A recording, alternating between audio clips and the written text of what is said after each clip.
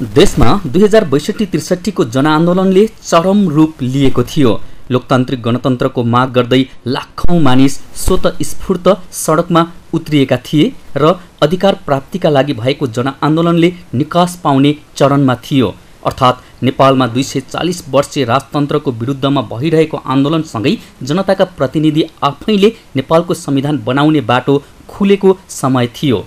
यही राजनीतिक संक्रमण अन्त्य भई लोकतान्त्रिक गणतन्त्रमा मुलुक प्रवेश गर्ने तयारी भइरहेकै समयमा तपाईको तेस्रो आँखा भन्ने नारासहित नेपालकै पहिलो समाचारमूलक च्यानल सगरमाथा टेलिभिजनको उदय भयो।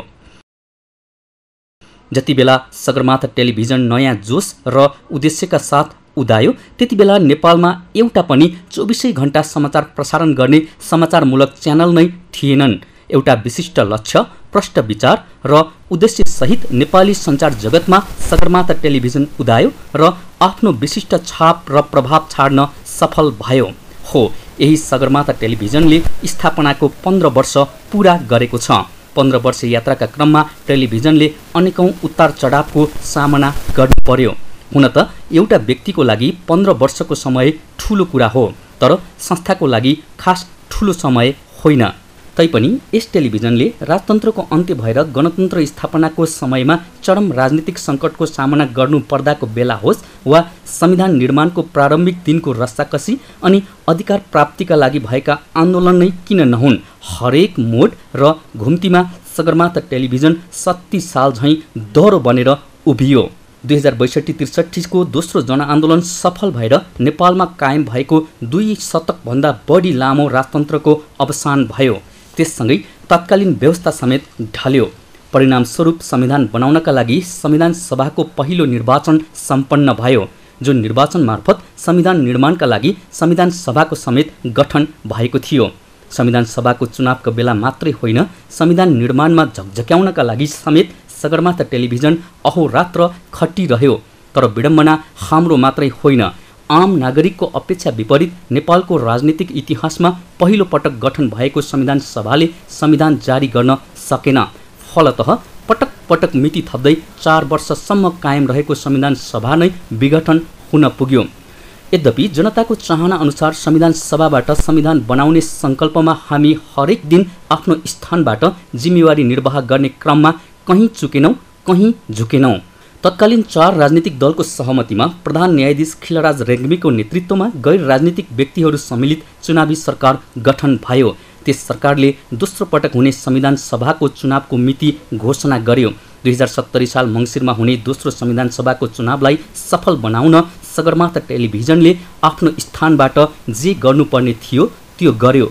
चुनाव भएको 2 वर्षपछि 2072 साल असोज 3 गते नेपालको इतिहासमा पहिलो पटक जनताका प्रतिनिधिले तयार पारेको संविधान जारी भयो।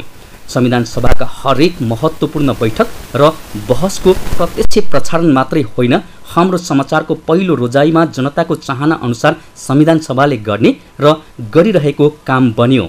यतिसम्म कि मध्यरातसम्म पनि हामी जागराम बस्यौँ, समाचार सङ्कलनका लागि खटियौँ। संविधान जारी हुने दिन अर्थात् 2072 साल असोज 3 गते अघि र पछि समेत हामी देशका सबै भागको जनताको खबर हाम्रो प्राथमिकतामा परे।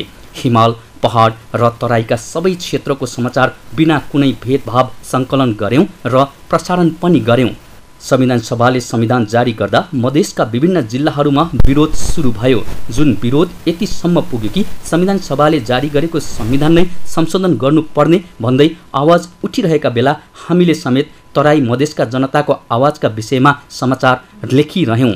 काठमाडौँबाट सञ्चालित राष्ट्रिय स्तरका टेलिभिजन च्यानलहरू मधेसमा बन्द गर्ने अभियान तत्कालीन राजनीतिक मधेसी दलले आन्दोलनकै रूपमा सुरु गरे पनि सगरमाथा टेलिभिजन भने निर्वाध रूपमा प्रसारण भइरह्यो, जसको कारण समाचारमा निष्पक्षता हो भन्ने हाम्रो ठम्याइ छ। राजनीतिक आन्दोलन चुलीमा रहेका बेला 2072 साल वैशाख 12 गते नेपालमा गएको विनाशकारी भूकम्पले देशका 31 जिल्लामा ठूलो विपत्ति ल्यायो। नाकाबन्दीले थिलो भएको अर्थतन्त्र भूकम्पका कारण झन रसातलमा पुग्यो। भूकम्पले कतिसम्म असर पारे भने अहिले पनि यो कथा बनेर हरेक नागरिक संवाद हुने गर्छ। यस्तो विपत्तिको बेलामा सारा दुःख र पीर एकातिर पोको पारेर हामी कर्मथलोमा लम्किरह्यौँ मातृभूमिको सेवाको लागि। त्यसबेला सूचना लिन र तत्काल प्रसारण गर्नु नै ठूलो कुरा थियो र यसले राज्यलाई पक्कै ठूलो सहयोग पुगेको हुनुपर्छ भन्ने हाम्रो ठम्याइ छ। त्यसबाहेक बर्खाको समयमा हुने बाढी पहिरो, हावाहुरी लगायतका प्राकृतिक विपत्तिको खबर पनि हाम्रो पहिलो रोजाइमा पर्यो। त्यसलाई प्रसारण गरेर सरकारलाई जिम्मेवार बनाउने प्रयत्न गरिरह्यौँ। विश्वव्यापी कोरोना महामारीको त्राससँगै र नेपालमा पनि अहिलेको पुस्ताले थाहा पाएको सबैभन्दा ठूलो प्राकृतिक विपत्ति 2076 को अन्तिम महिनादेखि नै सामना गरिरहेको छ। त्यस यता पटक पटकको देशव्यापी लकडाउन, बन्दाबन्दी, निषेधाज्ञाको सामना गर्नु परे पनि हामी कुनै दिन पछि नहटेर निरन्तर जनतालाई सही र छिटो समाचार दिने काममा खटिरहेका छौँ। कोरोना महामारीका कारण सबै जनता घरभित्रै बसेका बेला हामीले आफ्नो जीवनभन्दा बढी समाचारलाई महत्त्व दिएर सही समयमा सत्य सूचना दिने प्रयत्नलाई रत्तिभर कम गरेनौँ। कोरोनाको जोखिम मोलेरै पनि सत्य तथ्य सूचना सम्प्रेषणका लागि हामी निरन्तर समाचार सङ्कलनको काममा लागिरह्यौँ।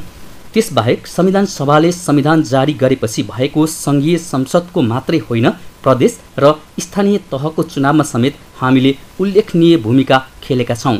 चुनावमा देशैभर विध्वंसात्मक गतिविधि भए पनि जनतालाई चुनावप्रति आकर्षण गरी संविधानले परिकल्पना गरेको गणतन्त्र र सङ्घीयता कार्यान्वयनका लागि चुनाव हुनुपर्छ र यसमा जनताले भाग लिनुपर्छ भन्ने हाम्रो मूल ध्येय थियो र यसमा हामी डटिरह्यौँ। त्यसको समेत परिणाम चुनाव सम्पन्न भयो, सरकार गठन भयो।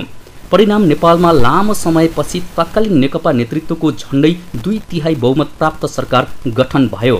तर तत्कालीन एमाले र माओवादी मिलेर बनेको दल नेकपाको एकीकरण नै सर्वोच्च अदालतले अवैध भनिदिएपछि पार्टी विभाजन हुँदै नेपाली काङ्ग्रेसको नेतृत्वमा नयाँ सरकार गठन भयो। यो बीचमा 2 पटकसम्म संसद विघटन भए पनि सर्वोच्च अदालतले पुनर्स्थापना गर्यो। नयाँ बनेको सरकारले गत वैशाख अन्तिम साता स्थानीय तहको निर्वाचन सम्पन्न गरायो। यी हरेक घटनामा सही सूचनाका लागि हामी हर प्रहर खटियौँ। हामी नेपालको राजनीतिक दलका गतिविधिसँगै आर्थिक समृद्धि र जीवनस्तर उकास्ने सवालमा निरन्तर खबरदारी गरिरहनेछौँ। हामीले कानुन कुल्चिएर काम गर्ने हरेकलाई औँला उठाएका छौँ। समाजमा व्याप्त अपराध, भ्रष्टाचार, बेथिति विरुद्ध हाम्रो आवाज सधैँ बुलन्द छ। हामी समस्याको उठान मात्रै होइन, समाधानको उपाय पनि खोज्छौँ अनि विकृति विसङ्गति विरुद्धको प्रहार मात्रै होइन, सकारात्मक विषयमाथि ऊर्जा थप्ने काम पनि गर्छौँ। वर्ष आउँछन् जान्छन्, तर तथ्यगत सूचना सङ्कलन र सम्प्रेषणमा तपाईँको निरन्तर समर्थन चाहिन्छ। बितेको 15 वर्षमा जुन साथ र समर्थन पायौँ निरन्तर रहिरहोस्। तपाईँको सूचना पाउने अधिकारका लागि हामी निरन्तर सङ्कल्पित छौँ, हर क्षण हर घन्टा। सगरमाथा टेलिभिजनका लागि गजेन्द्र बस्नेत, काठमाडौँ।